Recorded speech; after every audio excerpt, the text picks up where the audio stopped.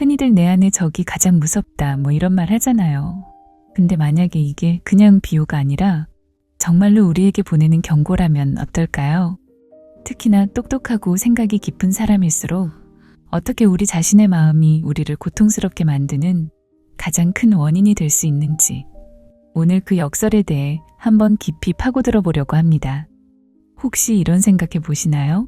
내가 더 많이 배우고 더 깊이 생각하게 되는 것 같은데 이상하게 주변 사람들과는 멀어지고 더 외로워지는 것 같다. 만약 그렇다면 당신이 잘못된 게 절대 아닙니다. 이건 오히려 남들보다 더 깊이 파고드는 사람들이 흔하게 겪는 아주 자연스러운 고통이에요. 과잉사고로 가장 고통받는 사람들은 대개 가장 잘 생각하는 사람들이다. 이 문장 정말 뼈 때리지 않나요? 당신이 겪는 그 고통이 어떤 결함 때문이 아니라 오히려 당신의 뛰어난 사고력 때문에 생기는 부작용일 수 있다는 겁니다. 바로 이 역설적인 문장을 시작으로 왜 당신의 그 똑똑한 마음이 스스로를 함정에 빠뜨리는지 그 구조를 한번 제대로 파헤쳐 보겠습니다. 시작 전 구독과 좋아요 부탁드립니다. 첫 번째 주제는 바로 과잉사고의 미로입니다. 여러분의 마음은 정말 강력한 엔진 같은 거예요. 문제는 그 방향이 살짝 잘못 설정되어 있다는 거죠. 비유하자면 최고급 스포츠카 엔진을 가졌는데 핸들이 고장난 거예요. 그럼 어떻게 되겠어요? 엑셀을 밟을수록 그 자리에서 더 격렬하게 맴돌기만 하겠죠.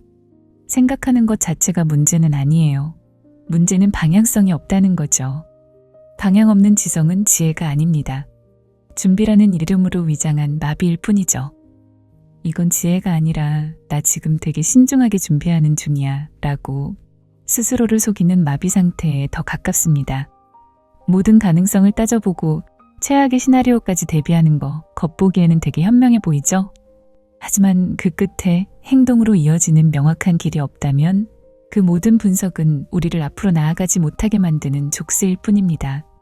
그럼 이 둘을 어떻게 구분할 수 있을까요? 과잉사고랑 비판적 사고, 이건 완전히 다른 겁니다. 과잉사고는 끄는 스위치가 없어요. 그냥 끝도 없이 분석하고 또 분석하죠. 반면에 비판적 사고는 딱 경계를 정해놓고 생각해요. 그리고 가장 큰 차이점은 이거예요. 과잉사고는 있지도 않은 유령으로부터, 그러니까 아직 일어나지도 않은 최악의 상상으로부터 나를 지키려고 애쓰는 거라면 비판적 사고는 그 에너지를 가지고 현실을 만들어 나가는 데 쓴다는 거죠. 차이가 확 느껴지시죠? 당신의 뇌는 빈틈을 최악의 두려움으로 채우도록 설계되었습니다. 뇌는 실제 위험과 상상 속 위험을 구분하지 못해요. 사실 이건 우리 조상들로부터 물려받은 일종의 생존 본능 같은 거예요. 옛날에는 저 숲풀 뒤에 진짜 호랑이가 있을지 모르니까 일단 최악을 생각하는 게 생존에 유리했겠죠. 근데 문제는 현대사회에는 호랑이가 없잖아요. 대신 3시간 동안 답장 없는 카톡, 상사의 무표정한 얼굴, 이런 걸 우리 뇌가 호랑이처럼 인식하는 거예요. 뇌는 진짜 위험이랑 상상 속의 위험을 잘 구분하지 못하거든요. 빈틈만 보이면 자동으로 최악의 공포영화를 틀어버리는 거죠. 그렇다면 이 늪에서 어떻게 빠져나올 수 있을까요? 아주 강력한 도구가 있습니다. 바로 오컴의 면도날이에요. 이 원리는 간단합니다. 여러 가지 설명이 있을 때 가장 단순한 설명이 대개 진실에 가깝다는 겁니다. 가장 무서운 시나리오가 아니라 가장 단순한 설명이 대개 진실입니다. 답장이 없는 것은 당신을 미워해서가 아니라 단지 바쁘기 때문입니다. 이 한 문장이 과잉사고의 미로에서 당신을 꺼내줄 수 있어요. 지능을 두려움을 정당화하는 방패로 쓰지 마세요. 현실을 가장 단순하게 직시하는 칼로 사용해야만 당신은 자유로워질 수 있습니다. 이제 생각의 방식에 대한 문제를 넘어서 우리 내면의 구조 자체에 어떤 갈등이 있는지 한번 들여다볼게요. 심리학의 거장 칼 용의 개념을 빌려서 우리 안에서 벌어지는 보이지 않는 전쟁에 대해 이야기해 보겠습니다. 우리는 모두 페르소나, 즉 사회적인 가면을 쓰고 살아가죠. 회사에서의 나, 친구들 앞에서의 나, 부모님 앞에서의 나, 다 조금씩 다르잖아요. 이건 생존을 위해 꼭 필요한 도구예요. 근데 진짜 문제는 뭐냐면 이 가면을 너무 오랫동안 너무 열심히 쓰고 있다 보면 어느 순간 이게 내 진짜 얼굴인 줄 착각하게 된다는 겁니다. 그리고 가면 뒤에 숨어있는 진짜 나는 누구였는지 점점 잊어버리게 되는 거죠. 그럼 그 가면 뒤에 우리가 숨겨놓은 건 뭘까요? 그게 바로 그림자입니다. 사회적으로 나쁘다, 열등하다고 여겨지는 것들. 그래서 내가 나한테는 이런 모습이 없어 라고 애써 외면하고 억누르는 모든 것들이죠. 내 안의 분노, 수치심, 질투심, 심지어 내가 감당하지 못할 것 같은 나의 거대한 잠재력까지, 이 모든 게 그림자에 속합니다. 칼융이 남긴 이 경고 정말 소름 돋을 정도로 정확합니다. 당신이 소유하지 않는 것이 당신을 소유하게 될 것이다. 이게 무슨 뜻일까요? 예를 들어서 내가 내 안의 분노를 인정하지 않고 난 착한 사람이니까 화내면 안 돼 하고 꾹꾹 눌러 담잖아요. 그럼 그 분노가 사라질까요? 아니요. 절대 안 사라집니다. 대신에 예상치 못한 순간에 이상한 방식으로 터져나와서 인간관계를 망치거나 나 자신을 공격하죠. 결국 내가 통제하기를 포기한 그 감정이 역으로 내 삶을 통제하게 되는 겁니다. 그리고 바로 이 지점입니다. 여러분이 매일 느끼는 그 설명할 수 없는 불안감. 왜 나는 중요한 순간마다 꼭 일을 망쳐버릴까 하는 자기 파괴적인 행동들. 마음속 깊은 곳에서 올라오는 공허함. 이 모든 게 바로 내 안의 가면 페르소나와 어두운 그림자 사이에서 끝나지 않는 전쟁에서 나오는 연기 같은 거예요. 그럼 이 내면의 전쟁이 바깥 세상, 그러니까 다른 사람들과의 관계에는 어떤 영향을 미칠까요? 왜 유독 생각이 깊은 사람들이 다른 사람들과 부딪히고 거절당하는 경험을 많이 하게 되는 걸까요? 당신의 깊이는 그들의 거울이다. 톨스토이의 통찰이 담긴 이 짧은 문장이 모든 걸 설명해 줍니다. 사람들이 당신을 거부하는 건 당신에게 문제가 있어서가 아니에요. 당신이라는 거울에 비친 자기 자신의 초라한 모습을 그들이 견디지 못하기 때문입니다. 당신이 진실을 말할 때 그들은 자신의 거짓말을 마주하게 되고요. 당신이 용기를 낼 때 그들은 자신의 비겁함을 보게 되는 거죠. 결국 그들은 당신을 밀어내는 게 아니라 자기 자신의 그림자를 밀어내고 있는 겁니다. 거절당하는 게 왜 그렇게까지 아플까요? 그냥 기분 탓이 아니에요. 이건 과학입니다. 우리 뇌에 배측 전대상피질이라는 부분이 있습니다. 이곳은 뜨거운 걸 만졌을 때처럼 진짜 물리적인 고통을 느낄 때 반응하는 곳입니다. 근데 우리가 사회적으로 따돌림을 당하거나 무시당했을 때 바로 이 부분이 활성화된다는 겁니다. 그러니까 마음이 아프다는 건 단순한 비유가 아니라 정말로 몸이 아픈 거랑 똑같은 겁니다. 사람들이 불공정하게 당신을 판단을 하는 건 몇 가지 무의식적인 심리 장치들이 작동해요. 첫째, 심리적 투사.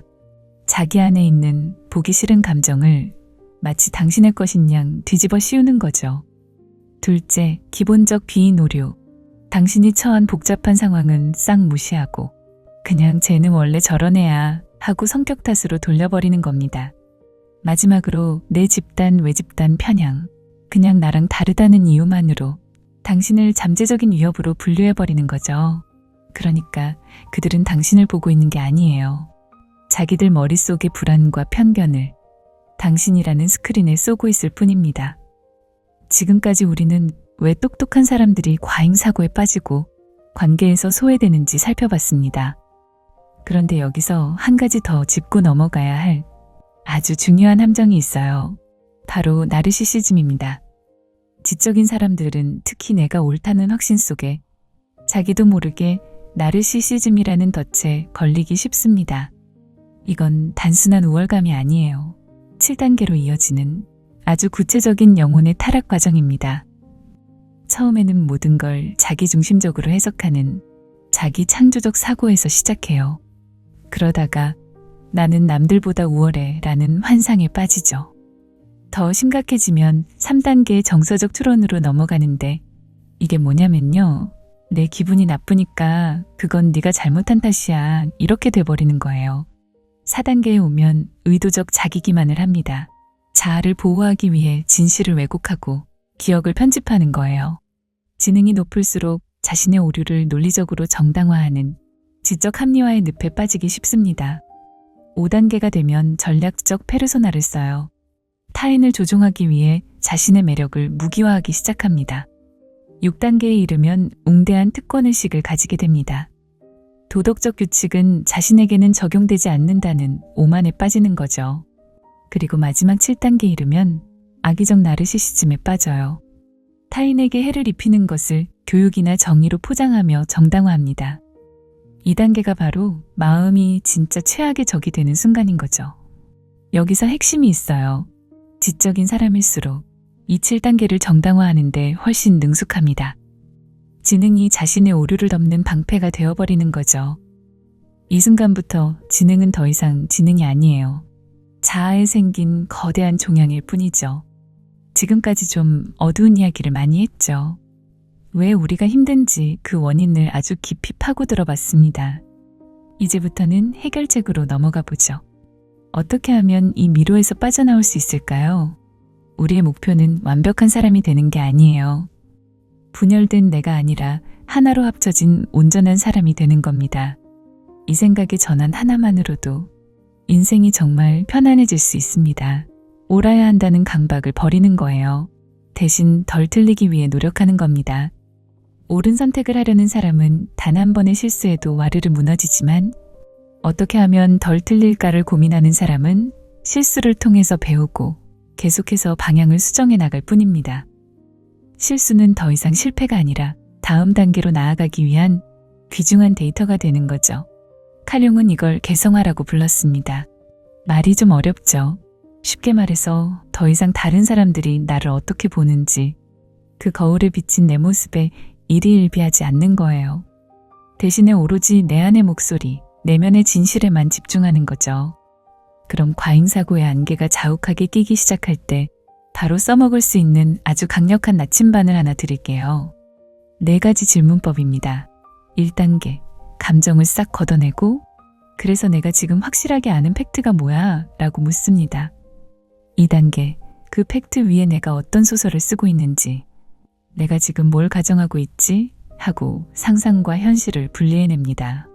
3단계, 그리고 그 소설의 가장 깊은 곳에는 어떤 두려움이 있는지, 내가 진짜로 두려워하는 게 뭐지? 하고 솔직하게 직면하는 겁니다. 최악의 시나리오가 떠오를 때 그것에 공포영화 1번이라는 이름을 붙여보세요. 뇌는 모호한 불안에는 압도당하지만 이름 붙여진 대상에는 통제력을 발휘하기 시작합니다. 마지막 4단계, 그럼 이 가정이 맞는지 틀리는지 확인해 볼 수 있는 가장 작은 행동은 뭘까 하고 아주 작은 실험을 설계하는 거예요. 이 4단계만 거치면 감정의 폭풍 속에서 빠져나와 현실에 2발을 딛고 서게 될 겁니다. 결국 진짜 자유로 가는 길은 내 안의 그림자를 계속 억압하는 게 아니라 그걸 기꺼이 끌어안는 데 있습니다. 그림자를 통합한다는 게 내 안의 어두운 충동대로 막 살라는 뜻이 절대 아니에요. 그게 아니라 아, 나한테 이런 모습도 있구나 하고 인정하고 그걸 의식의 빛 아래로 가져오는 겁니다. 내 안의 분노, 질투, 두려움이 나에게 뭘 말해주고 싶은 건지 그 목소리에 귀를 기울여주는 거죠. 그림자는 당신의 적이 아니라 당신이 잃어버린 당신의 또 다른 반쪽입니다. 사람은 빛의 형상을 상상함으로써 깨닫게 되는 것이 아니라 어둠을 의식함으로써 깨닫게 된다. 칼 융의 이 말은 정말 오늘 우리가 나눈 이야기 전체를 관통하는 핵심이라고 생각합니다. 깨달음이라는 건 무조건 긍정적으로 생각하고 빛나는 모습만 상상한다고 해서 오는 게 아니라는 거죠. 오히려 내가 그토록 외면하고 싶었던 내 안의 어둠, 그 그림자를 똑바로 마주할 용기를 낼 때 비로소 진짜 깨달음이 시작됩니다. 빛나는 페르소나 뒤에 꽁꽁 숨겨두었던 나의 진짜 모습을 마주할 때 우리는 분열된 존재에서 비로소 온전한 존재로 나아갈 수 있습니다. 밖을 보는 자는 꿈을 꾸고 안을 보는 자는 깨어난다. 준비가 되었는가? 칼 융. 이 모든 분석의 끝에서 이제 선택은 여러분의 몫입니다. 계속해서 외부 세계의 평가와 기대를 쫓으며 꿈속을 헤맬 것인가? 아니면 용기를 내어 당신의 내면을 깊이 들여다보고 진정한 자기 자신으로 깨어날 것인가? 진짜 여정은 바로 지금 당신의 마음속에서 시작됩니다. 지금까지 여러분의 뇌와 마음이 보내는 신호에 귀를 기울이는 시간, 심리학 오늘이었습니다. 오늘 영상이 마음의 위로가 되었다면 구독과 좋아요로 함께 해주세요. 댓글로 여러분의 이야기도 들려주시면 좋겠습니다. 다음 영상에서 또 만나겠습니다. 복잡한 하루 속에 길을 잃을 때 내 안의 목소리 작게 들려와 왜 이런 기분인지 알 수 없을 때 마음이 보내는 신호 귀 기울여봐. 내가 말하고 마음이 답해 나를 이해하는 시간 어제보다 조금 더 단단하게 심리학원을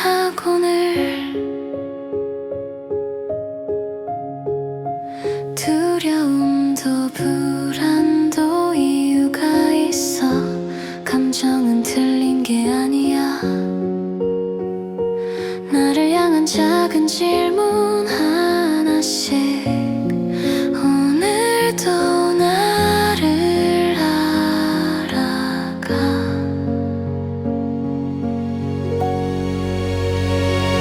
내가 말하고 마음이 답해 나를 이해하는 시간 어제보다 조금 더 단단하게 심리학원을